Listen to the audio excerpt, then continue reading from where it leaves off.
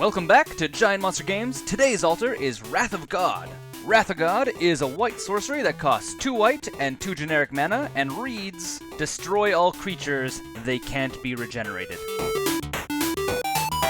My initial thoughts of this card was it's not very good because I have to destroy all my creatures to destroy all my opponent's creatures.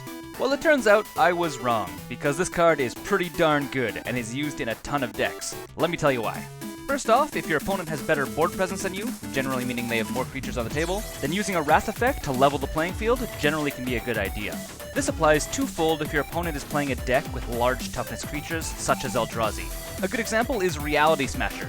Not only is it a 5/5, but it's hard to remove because you have to discard a card just to target it. Which brings us to my second point. Wrath of God does not target, and it does not deal damage. Meaning, it foils decks like Boggle that rely on hexproof to keep their creatures from being targeted. It's also worth mentioning that the protection ability doesn't stop Wrath of God.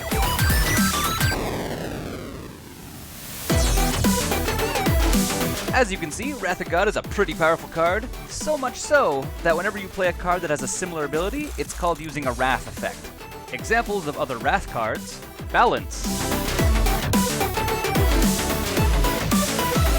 Cyclonic Rift,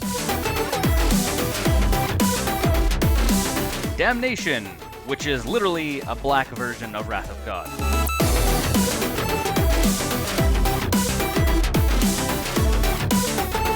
Now let's take a look at a deck that runs 4 of Wrath of God.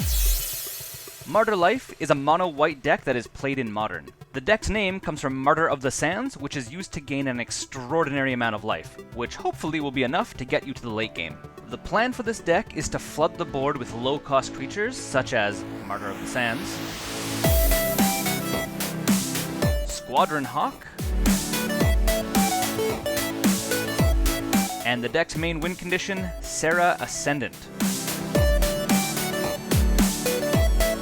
The reason this deck uses Wrath of God is because it has 3 main graveyard recursion tactics. The first is Proclamation of Rebirth, which is used in the mid to late game to get your 1-drop creatures out of your graveyard and back onto the table.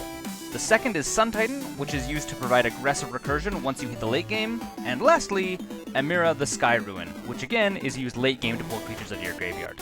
This deck has a number of other tricks up its sleeve, but we are just interested in how it interacts with Wrath of God, seeing as how this is a Wrath of God video. If you are interested in the full deck, I have provided a link to it in the description below this video.